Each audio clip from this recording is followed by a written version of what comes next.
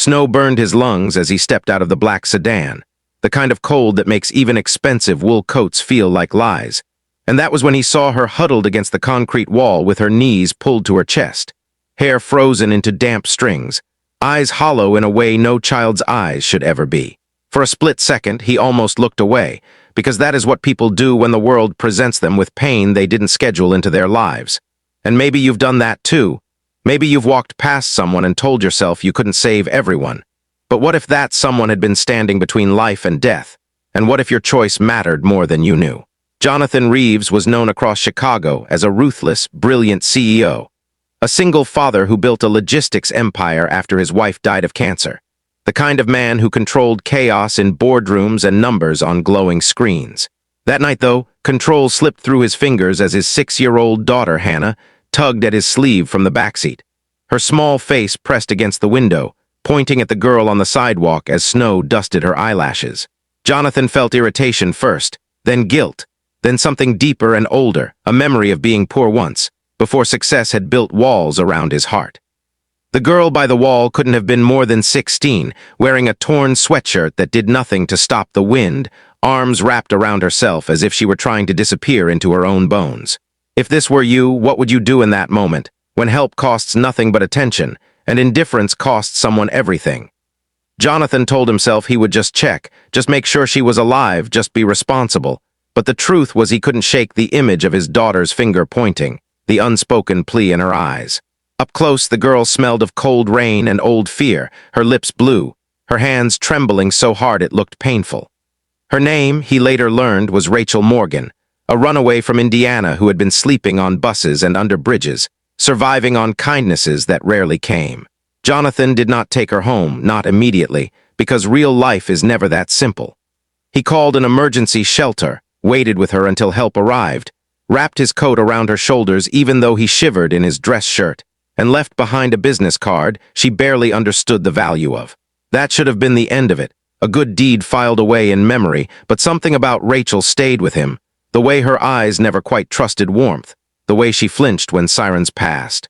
Over the next weeks, he checked on her through the shelter, then paid for a GED program, then helped her find a small room, telling himself each step was just temporary, just practical. Life did not suddenly become kind to Rachel.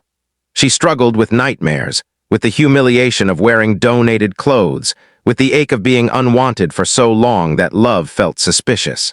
She worked late nights cleaning offices, sometimes the same kind of offices Jonathan ran, though she never knew it, pushing a mop across polished floors while executives slept in warm homes.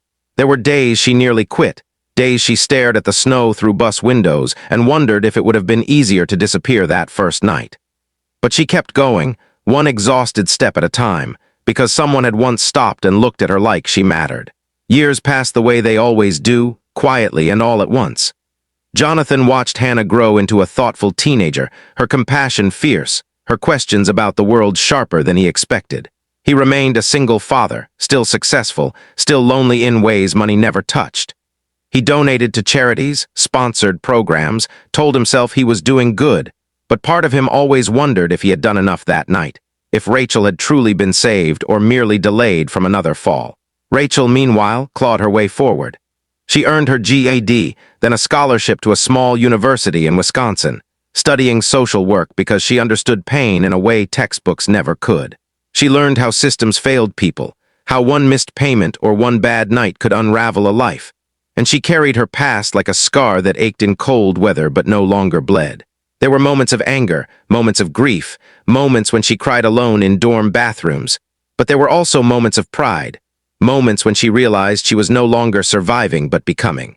On a gray autumn afternoon, nearly 12 years after that night in Chicago, Jonathan sat in a conference hall in New York, waiting for a keynote address at a national summit on homelessness and youth advocacy. He was there as a sponsor, his name printed on banners, his role clear and controlled.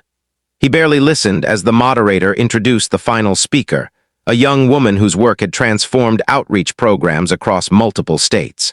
When she walked onto the stage, he felt a strange tightening in his chest, a sense of familiarity that made no logical sense. Rachel stood at the podium, confident yet gentle, her voice steady as she spoke about cold sidewalks, about being invisible, about how one moment of human attention can redirect an entire life. Jonathan didn't recognize her face at first, only the feeling, the echo of that freezing night. As she spoke, her eyes scanned the audience, and when they landed on him, something unspoken passed between them, recognition blooming slowly, painfully, beautifully. After the applause, after the crowd thinned, Rachel approached him with calm courage, her hands no longer shaking. She told him who she was without drama, without accusation, just truth.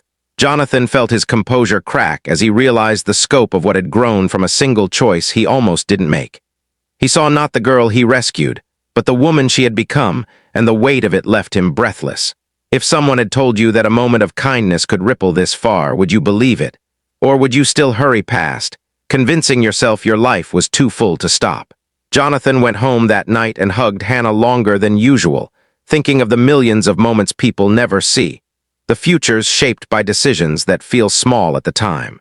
Rachel continued her work, saving others not by grand gestures but by showing up again and again, the way someone once showed up for her. Jonathan funded programs differently now, personally, intentionally, knowing faces behind numbers. Neither of them ever framed that night as a miracle, because miracles imply magic, and this had been something far more uncomfortable and more powerful.